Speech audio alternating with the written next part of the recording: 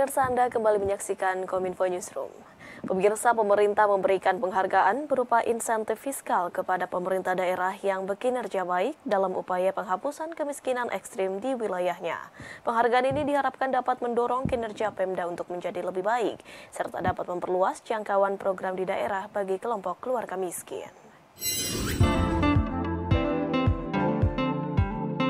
Pemerintah melalui Kementerian Keuangan memberikan insentif fiskal kategori kinerja penghapusan kemiskinan ekstrim tahun berjalan 2023 kepada 26 pemerintah daerah. Penyerahan tersebut dilakukan oleh Wakil Presiden Republik Indonesia Ma'ruf Amin dalam acara Rakornas dan penyerahan insentif fiskal atas kinerja penghapusan kemiskinan ekstrim 2023. Wapres menyoroti tingkat kemiskinan ekstrim bulan Maret 2023 yang turun signifikan menjadi 1,12% berdasarkan data Badan Pusat Statistik.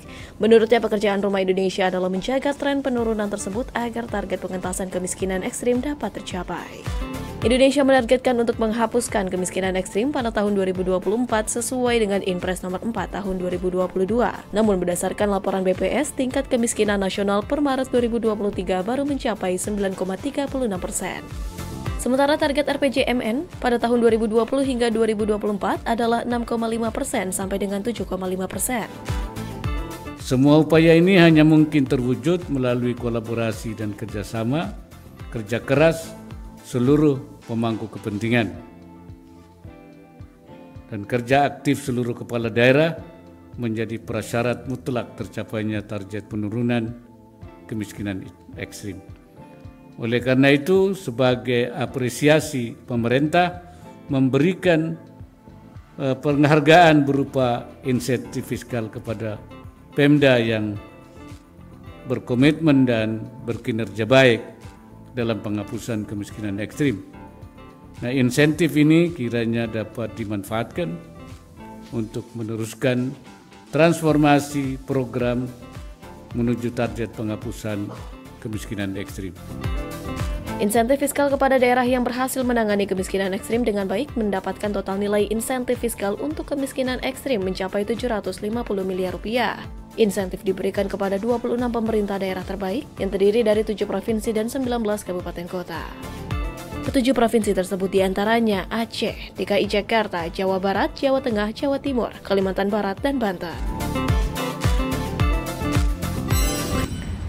Kementerian Kesehatan melayani screening atau deteksi dini kanker gratis bagi penduduk usia 15 tahun ke atas yang dapat diakses mulai dari fasilitas kesehatan tingkat pertama yaitu Puskesmas dan Puskesmas Pembantu.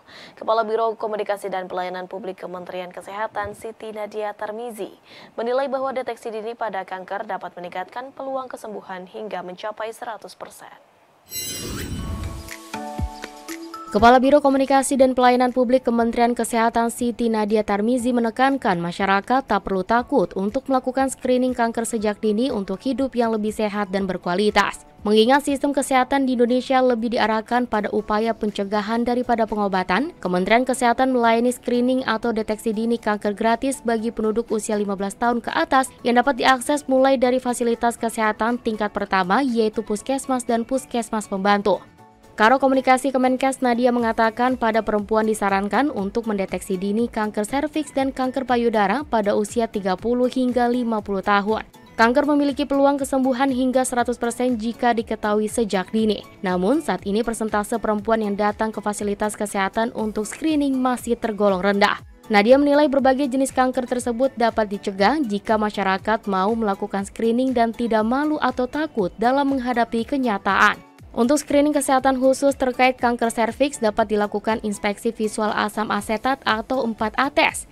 Dengan prosedur mengambil sampel sel dari leher rahim untuk pemeriksaan apakah ada virus HPV pada DNA. Selain screening kanker, sebelum datang ke Vaskes, bagi perempuan juga bisa terlebih dahulu melakukan sadari atau periksa payudara sendiri melalui cara yang bisa diakses melalui kanal-kanal yang dimiliki oleh Kemenkes.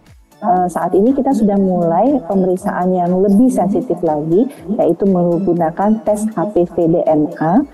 Kita sudah mulai uji cobanya di Jakarta. Tahun depan itu akan diperluas di 16 provinsi, dan ini lebih sensitif lagi dibandingkan IVA test. Tapi kembali lagi ya, saat ini kita tahu bahwa screening CA cervix, apakah itu menggunakan IVA test ataukah menggunakan IVA test plus HPV-DNA test, itu semuanya adalah bertujuan untuk kita mendeteksi dini daripada kanker serviks. Kalau kita bisa mengetahui lebih awal stadium daripada kanker serviks, maka angka kesembuhannya itu bisa sampai dengan 100%.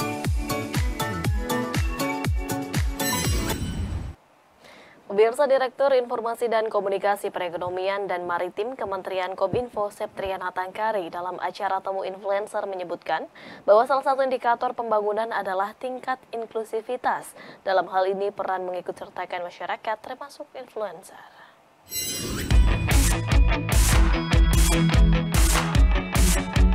Direktorat Informasi dan Komunikasi Perekonomian dan Maritim atau IKPM Kementerian Kominfo pada Jumat 10 November 2023 melakukan temu influencer yang merupakan salah satu langkah untuk mengajak generasi muda Indonesia khususnya influencer untuk dapat bersama-sama mempromosikan progres pembangunan IKN. Sekretaris Otorita IKN Nusantara Ahmad Cakah Santos menilai influencer memiliki kemampuan yang baik dalam memberikan informasi kepada masyarakat terkait dengan perkembangan suatu program termasuk pembangunan IKN.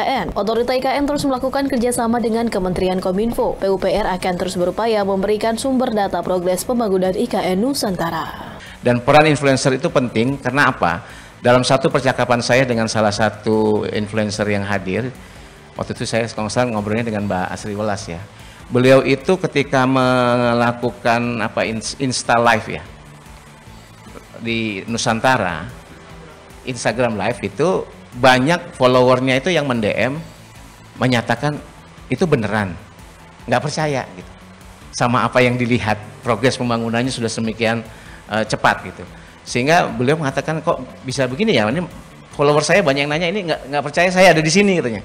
Ya saya bilang berarti harus terus diinformasikan Mbak, karena apa, banyak masyarakat yang belum memahami atau mendapatkan informasi akurat tentang progres pembangunan yang sesungguhnya. Dan ternyata dengan influencer saya lihat itu justru lebih cepat menuju langsung ke masyarakat yang punya concern. Direktur Informasi dan Komunikasi Perekonomian dan Maritim Kementerian Kominfo Septriana Tangkari menyebut bahwa salah satu indikator pembangunan adalah tingkat inklusivitas. Dalam hal ini, peran mengikutsertakan masyarakat termasuk influencer. Saat ini ada 3 tantangan komunikasi publik kepada masyarakat yang dihadapi pemerintah, yakni komunikasi publik yang tidak lagi tersentralisasi tapi terdistribusi, maraknya hoax di era digital, dan kesulitan membangkitkan kesadaran masyarakat akan pentingnya ibu kota negara Nusantara. Disinilah diperlukan peran penting dari influencer atau putra-putri Indonesia untuk mempromosikan perkembangan negaranya. Maraknya berita hoax di era digital, teman-teman lah yang bisa menyampaikan pesan-pesan yang ada. National branding kita itu yang kita lakukan. Kenapa? Masa kita mau sih negara luar menulis tentang Indonesia?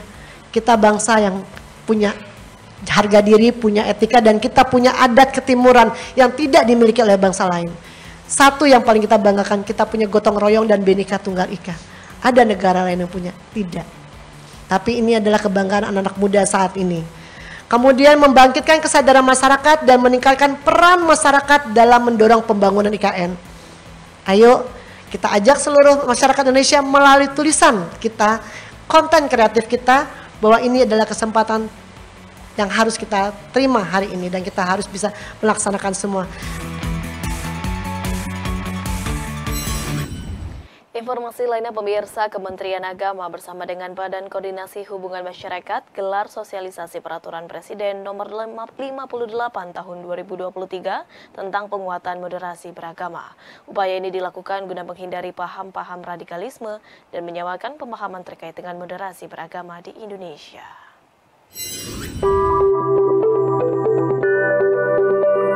Kementerian Agama menggelar forum tematik Bako Humas dengan tema Peraturan Presiden Nomor 58 Tahun 2023 Komitmen Pemerintah Perkuat Moderasi Beragama. Perpres yang sebelumnya telah diterbitkan langsung oleh Presiden Joko Widodo pada tanggal 25 September 2023 ini bertujuan untuk memperkuat cara pandang, sikap, dan praktik beragama secara moderat di Indonesia. Kepala Balitbang Diklat Kemenak Republik Indonesia Amin Suyitno mengatakan substansi diterbitkannya Perpres nomor 58 tahun 2023 adalah untuk mengorkestrasikan terkait penguatan moderasi beragama di semua tingkatan yang didukung dengan pembentukan Perpres mengenai sekretariat bersama yang mana nantinya mampu memberikan penguatan eksistensi di setiap masing-masing kementerian lembaga. Substansi dari Perpres 58 2023 sesungguhnya adalah penguatan MB, moderasi beragama, yang harus dilakukan di semua KL.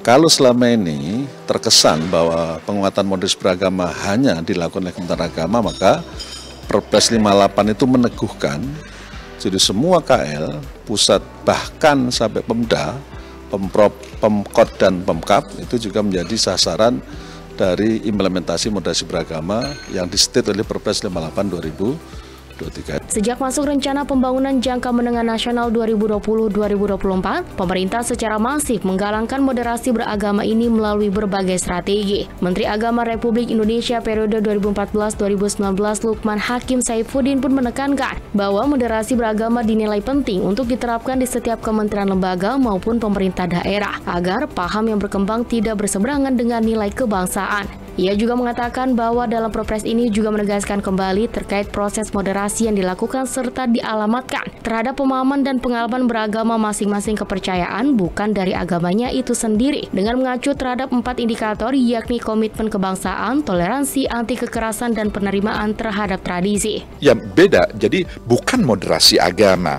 Agama tidak perlu dimoderasi. Karena agama datang dari yang maha benar, dari yang maha sempurna.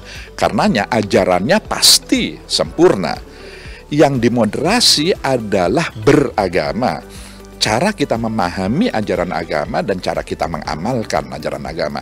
Jadi bukan moderasi Islam, tapi moderasi berislam. Bukan moderasi Kristen, tapi moderasi berkristen, moderasi berhindu, berbuddha, berkonghucu, dan seterusnya, dan seterusnya. Karena bukan agamanya yang ingin dimoderasi, tapi cara kita memahami dan mengamalkan ajaran agama yang karena satu dan lain hal itu bisa berlebih-lebihan, bisa melampaui batas, bisa ekstrim. Dan karenanya itu harus dimoderasi. Pada kesempatan yang sama, Direktur Jenderal Informasi dan Komunikasi Publik Kemenkominfo Usman Kansong selaku Kepala Bako Humas menyampaikan bahwa melalui kegiatan ini Kemenak bersama dengan Bako Humas akan terus bersinergi menggaungkan Perpres 58 tahun 2023 tentang penguatan moderasi beragama melalui narasi-narasi yang dibangun oleh setiap kementerian lembaga guna menghindari radikalisme di Indonesia. Peran Bako Humas sangat penting untuk mendiseminasi moderasi beragama, melakukan kontranarasi terhadap konten-konten pun ataupun pesan-pesan yang berbau radikalisme. Nah, forum tematis Bako Humas hari ini tentang moderasi beragama menjadi ajang, menjadi sarana yang sangat penting untuk menggugah kesadaran seluruh pengurus maupun anggota Bako Humas bagaimana kita bersama-sama mendiseminasi informasi melalui kanal-kanal yang kita miliki tentang moderasi beragama ini untuk melawan atau melakukan kontranarasi terhadap konten-konten yang berbau radikal.